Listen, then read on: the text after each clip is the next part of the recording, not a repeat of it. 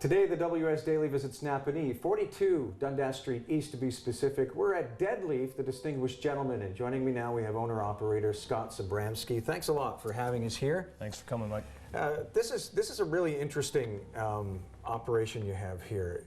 There's a little bit of barbershop. There's a little bit of haberdashery. Yep. If anybody doesn't know what that means, it's men's accessories, and old-timey, very old-timey. There seems to be that nostalgia factor here. How did you come up with this business model?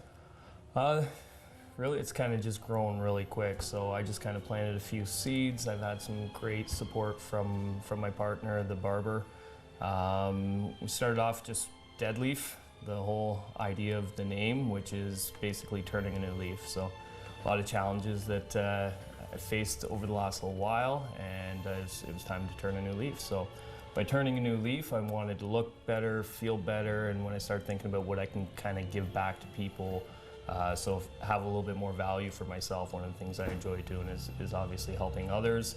And when I started looking at my skill sets and what I could do, I thought barbershop, accessories, guys can come in, place to hang out, the old barbershop mentality where you just kind of sit around, you kind of shoot the breeze with the boys, get your hair cut, get cleaned up, maybe grab a tie or a toque or a scarf and get that gentleman feeling back where you open the door for women's and dance in your happy socks. So that was the idea of it all, and like I said, I've just kind of been watering it gently and letting the customers kind of grow and develop the business so far. It's sort of a method in restoring identity almost. Yeah. You know, yeah. Beard is a big deal right now too.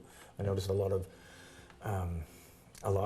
men wearing beards now. It seems to be a real trend. There seems to be a beard movement, and like you said, just kind of finding your identity is such a big part of some of the things that guys have to overcome. Like, I mean, the number one